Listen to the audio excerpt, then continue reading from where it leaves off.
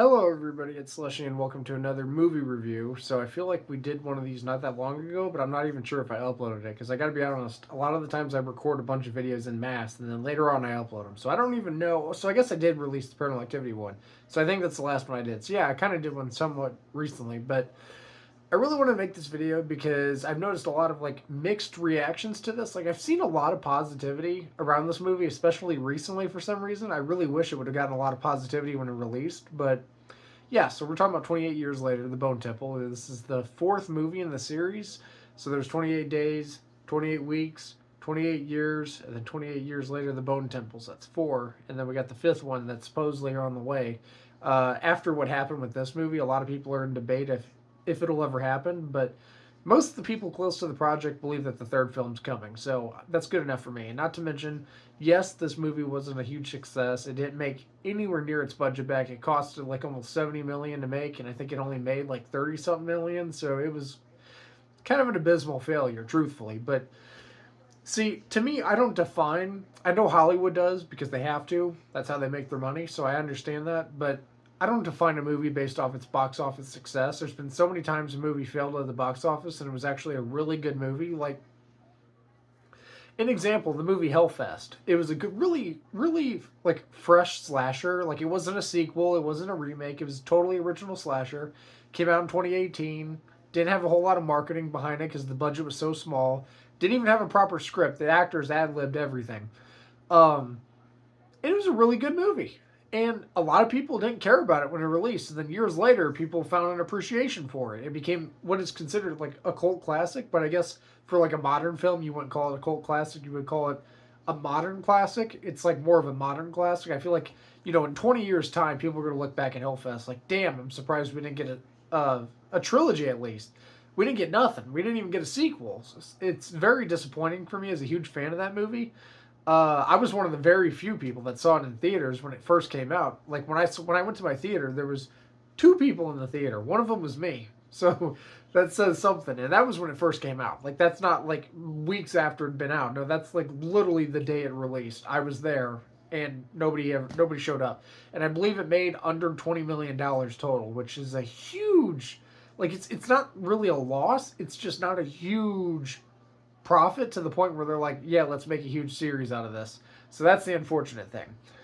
Obviously, because this is the fourth film in the series, I guess you can't really consider it like a modern classic in the sense that it's not like an original film. But I feel like later on down the line, I mean, already people are kind of getting the vibes that this is a really good film. Years down the line, people are going to hail this as a modern classic. So enough glazing aside, talking about all those aspects that I went through. This film was fantastic. Every performance by every actor, including the actor of Samson, was phenomenal. I have zero complaints about the acting. And honestly, I feel like it's kind of irrelevant to talk about it because, like, in what world is Ralph Fiennes going to make a really bad movie? I hope I'm pronouncing his name right. In what way is he going to make a bad movie? Or Jack O'Connell? They don't make bad movies. So I didn't expect this movie to be bad. For one, I've loved every film in this series. I've personally always hailed this as like the best. I know it's not technically considered zombies, so don't come at me. I've always considered it like the best zombie slash infection slash virus movie that there ever was made. Realize I'm kind of doing this backwards because I do plan on doing a 28 days and 28 weeks review later on in the future, and even a 28 years later review in the future. But I just really wanted to talk about this one because this is the most polarizing one. Because when this movie first released, like I said, there's a lot of negativity. Now there's a lot of positivity. So it's a lot more interesting to talk about this one specifically. So I don't really understand what the negativity comes from. I felt like it was a more interesting version of 28 Years Later, and honestly, it's the most interesting in the entire series. And I'm saying that as a huge fan. Like, I love the first one. The first one's obviously my favorite. I love it the most. It's very scary, very freaky. It's got that low budget feel to it, which actually adds to a lot of the fear factor. There's a lot of stuff, like, because you're not familiar with what's going on yet, there's a lot of stuff that kind of takes you off guard, and I really love that about that movie. 28 Weeks was really good, but it was probably the more forgettable of the entire series for me, honestly. I'd probably put Weeks as my least favorite. Not because it's bad or because I think it's terrible, but because I believe other films in the series are actually better. So obviously, second, I would have 28 Years Later, The Bone Temple, and third, I'd have 28 Years Later, then 28 Weeks. But this film was amazing. The cinematography, it was shot really beautiful. The soundtrack was amazing. Even the like hearing Duran Duran and Iron Maiden and Radiohead in this movie was just, oh my god, like it had really good music, and they played at really good times. And this movie really tries to humanize a lot of aspects, like trying to understand, like, yeah, you know, UK's been taken over by the rage virus, everything's chaos.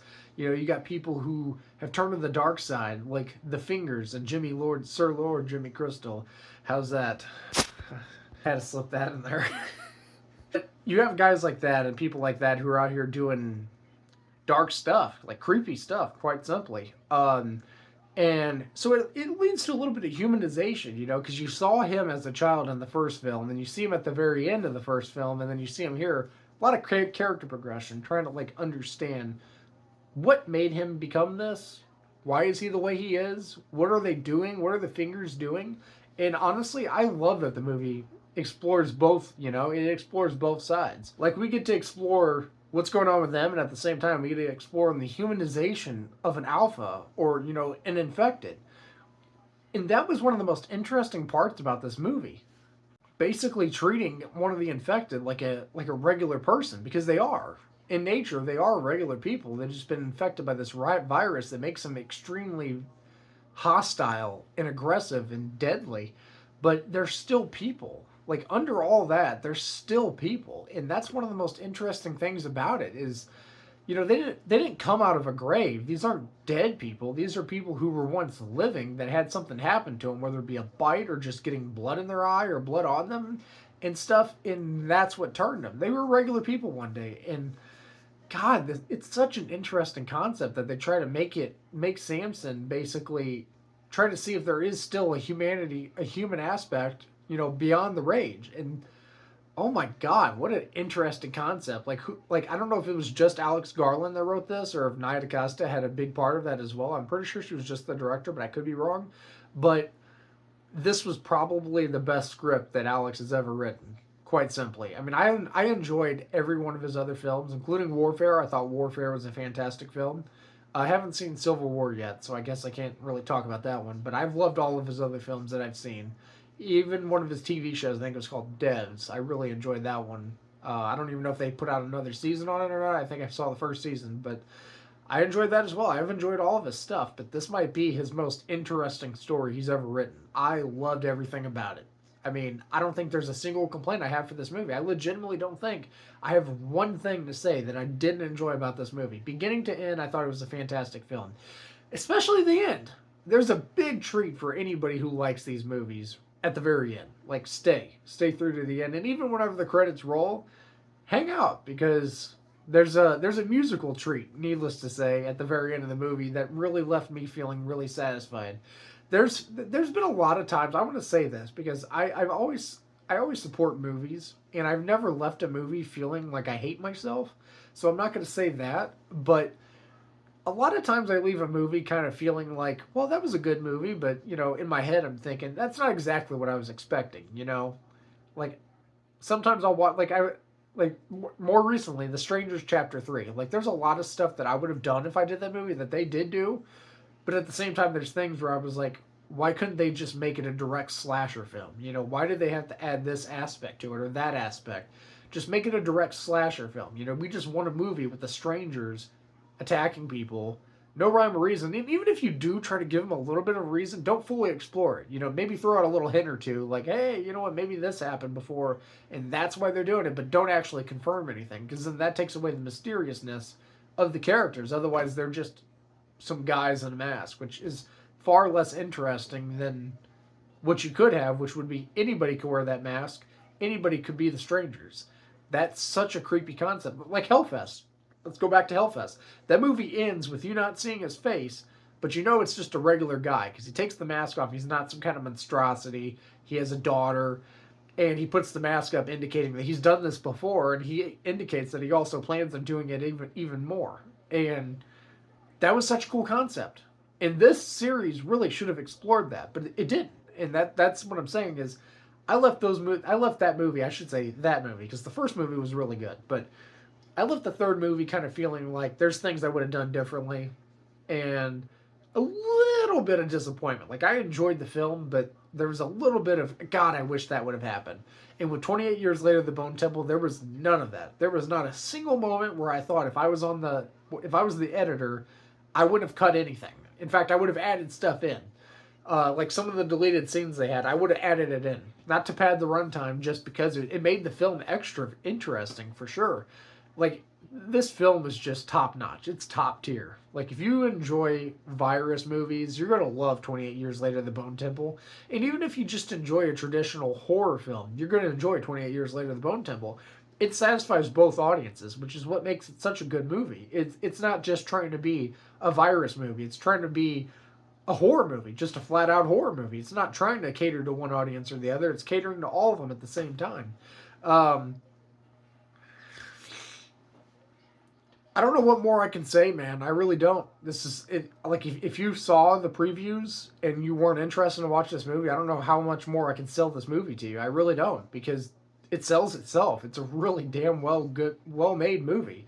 Nia DaCosta killed it as the director, and I sincerely hope, like, not to throw any slight at Danny Boyle. I've liked most of his films that he's done, or at least the three or so that I have seen. I did enjoy those, but I really hope Nia DaCosta gets the reins for the third film. I think the fresh perspective to directing really helped this film. So I don't firmly believe it was just Alex Garland's writing. I think that was a big part. And of course, Jack O'Connell's acting and Ralph Fiennes' acting. But it's also the direction. The direction was really well done. And the director does play a big role in everything. So I really feel like she should be getting a lot of the credit as well. And I don't really hear her name a lot. I really don't. Like, I've heard, yeah, Alex wrote a really good script, which he did. I've heard Jack was really good as Sir Lord Jimmy Crystal, which he was. And Ralph Fiennes played a really good, crazy, kind of interesting doctor guy, Dr. Kelson. But I don't really see a whole lot about Nia. And that's a shame because she made this movie. This is her movie. She did this. And she just came out of nowhere and did it. She did Candyman a couple of years ago, and I thought that was amazing film. I loved the Candyman reboot from a couple of years ago, or I guess remake. I don't know which one you want to call it, because it didn't really start up a series. It just kind of like continued where the original left off in a new way. So I guess you would call that a reboot, not a remake, because it's not really redoing the original film. It's basically putting them in the same continuity. So I think it's called a reboot. But that movie was amazing. And I've been wondering, what the heck is she going to do next? And I think she did one of Jordan Peele's Twilight Zone episodes, if I'm correct in saying that. I'm not 100% sure on that, so I'm not going to throw that out there factually. But I think she had something to do with that series. And I believe the one that is it the Rewind episode where they're in a diner being basically tailed by this cop or something like that? I could be remembering wrong. It's been a while since I saw that series, to be honest. But that was a really good episode. If that was her, then I've loved everything I've seen from her then. If that wasn't her, no matter what, that was still a really good episode, but irrelevant to this conversation, and I apologize thoroughly for being a totally boneheaded idiot. Get it? Bone Temple? Whatever. Maybe my head should be in the Bone Temple, because I don't know what the hell I'm talking about. I love this film. I can gush about it all day. This video is already 14 minutes. I can glaze it for another hour if you have the time, but I feel like nobody has the time to watch a singular review of a guy just basically giving nothing but praise towards a movie, because that would kind of get old after a while, because I would just eventually circle back to everything I'm saying now. But and I'm not trying to pad the runtime. It's just I'm really passionate. Whenever I like a movie, I'm really passionate about it. I love this film, and I can't wait to own like the steelbook. I really want a steelbook of this. I feel like they could really do some wonders with a steelbook. Like I'll buy the Blu-ray and stuff and the DVD, and I already have it on digital. I've seen it already like 50 times since it came out. But I really think a steelbook would be awesome. You could do all kinds of cool shit with the steelbook, but also at the same time, I'd rather sacrifice a steelbook and then instead get that third film, because the first film did a lot of building, and a lot of people didn't like the first film for whatever reason they had, I thought it was a fantastic film. I don't know what there is to hate about it. Like, there's things that, again, I would have changed personally, and I wouldn't have added in certain things, but it's just, there was definitely, I left the movie theater kind of feeling like, okay, I would have done that a little differently. You know, I would have had more of this or less of that, but nothing that directly impacted the film to the point where it was a bad film or unenjoyable. I gave that movie a 9, like about a, I think I gave it like a 9.5 out of 10, and I had just a few minor nitpicks with it that I felt like were added in unnecessarily, like they didn't need to happen, and they were just kind of added in for whatever reason they were added in. I'll talk about that in my review. I'm not going to go into it here because it's really not relevant to this film. I don't know why I say that because I spent a good conversation about Hellfest and Strangers Chapter 3, but this film exceeded on 28 Years Later massively. Second favorite film in the series, and very close to first place, by the way. Very close. Like, it's super close. The only thing holding it back is it's not a truly, truly scary film to the point where you're going to jump a lot. There's a lot of really disturbing moments, and a lot of people might find that scarier than jump scares or really unsettling imagery, but the first one still remains the scariest film in my opinion. I think there's just so many moments where it made me jump, I just can't rank anything above it. But this is really close, and it's way more disturbing than the first film. There's a lot of sequences in this that kind of chilled my bones, to be honest with you. It did. Like, I wasn't scared, but it chilled my bones, and I was like, holy crap.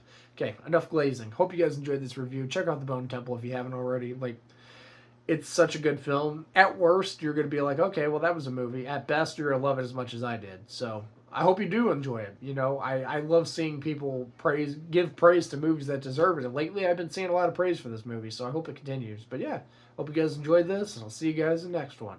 Bye-bye.